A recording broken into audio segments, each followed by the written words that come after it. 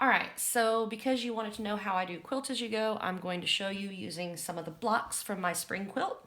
So as you can see, I have a completed block that I have pieced and then sandwiched with my batting and my backing, quilted, and then trimmed down to size.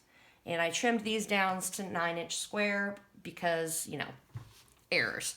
But anyway, they're all about 9 inches square. So the first thing that you need to do is you need to cut some strips that are 1 inch by however long.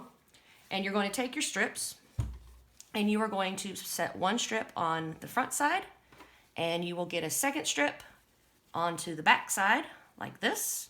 So you have a strip on each side, and then you will pin them in place. And then you'll take it to your machine and you will do a nice 1/4 inch strip seam all the way down the side. And when you're finished, you will end up with something that looks like this. So you will have your nice 1/4 inch seam, you will have a flap of white fabric on the front, and you will have a flap of white fabric on the back, or whatever color you happen to be using. And then what you're going to do is there's actually 2 different ways that you can do this. So I'm going to show you both ways. The first way is going to be where you're going to hide your seams. When you do this, it's easy to set up a situation where your seams will show. The only way to avoid that is by hand sewing. And so when I do that, what you're going to do is you're going to take your block with your fabric on one side, and you will take a second block and you will lay it face down so that you have your right sides together.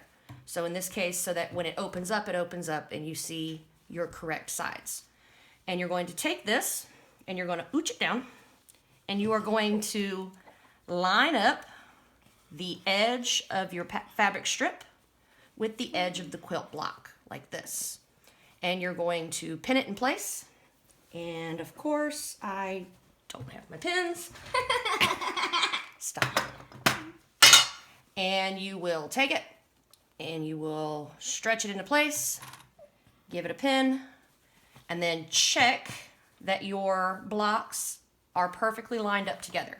If they're not perfectly lined up on these sides, when you're done sewing and you open it up, you're going to be crooked, and you don't want that. So as long as your edges are nice and tidy and neat, I usually do about 1 pin every 3 inches or so when I'm doing this. You can do more or less as you like. And of course, I love my little sewing clips. And then you're going to take this to the sewing machine, and you are going to work this open. And I find that this is just wide enough for your sewing machine foot to fit. So if you struggle a little bit with 1/4 inch seams, this kind of helps you out a little bit, because you're going to sew exactly a 1/4 inch seam as long as you've got your needle set in the correct position. Once you finish doing that and you have your 1/4 inch seam sewn all the way down the side, when you open it up, this is how it's going to look on the front. So you have a nice, neat, beautiful little sashing there. And then if you flip it over to the back, you have a mess. What you're going to do is you're going to take these and you're going to kind of ooch them apart, and you're going to kind of press these down together. Ideally, these will fit exactly correct, and they will butt right up against each other. And then I will take this to the ironing board at this time, and I will iron this flat just because I think it makes it life a little easier. And then I'm going to take this and I'm going to fold this over, and I'm going to iron this flat. Then, because this is a nice one that we're going to do, that we're going to hide all our seams, we're going to fold this little edge, line it up with your sewing line that you see from when you sewed the fronts together, and you will do your preferred method of hand stitching, binding. Basically, it's the same thing. I do a nice whip stitch that you catch on the bottom there, and you're just going to do that all the way down. If you have a light colored fabric, sometimes you can kind of see through it, but I find that after I've washed it and it gets that nice crinkly look, that's not really a problem anymore. Okay, but I'm not a hand sewer, so I'm going to set this aside. I'll deal with that later. All right, so the other option that you have is my preferred option of joining Quilt as you go, because it doesn't matter if you see your stitches or not the way I do it, because I kind of make the stitches a part of it, if that makes any sense. So when we did the hand stitch to the back, we put front to front. If you're gonna do my way that I prefer, we go back to back, okay? So that we will, instead of the other way that we did it, we're gonna take our back sides with our fronts on the outside that we can see, making, of course, sure that you've got them oriented correctly. And then we'll do the exact same thing.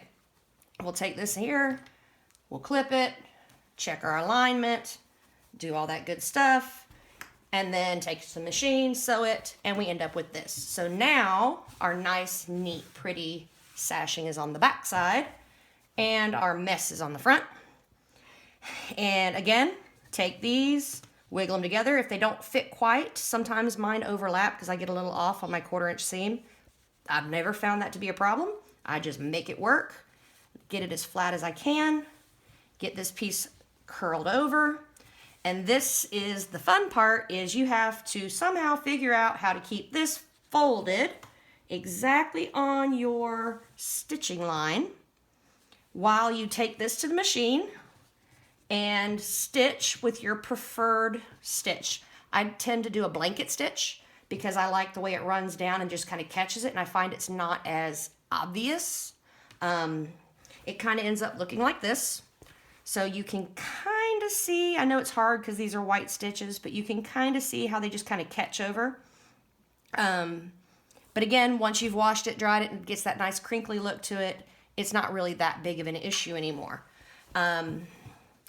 But the tricky part is you got to make sure that when you get this fold over, that you get right on that stitch line. Because if you get it right on your stitch line, then on the back side, you'll be doing right along your stitch line here as well. And what that ends up looking like is, here on the front, I've gone straight down my stitch line right here. And then on the back, you see, because I've got it nice and lined up, it shows exactly the same as it does on the front side. I don't always get it that perfect. This was like really made me happy because this is what they normally look like, where they kind of wiggle back and forth a little bit. But again, wash it, dry it, it gets that nice crinkly look, and it doesn't really matter anymore. And then when you're done, trim your edges. When you're ready to do these, do the exact same method. You're just doing it for your rows instead of your individual blocks.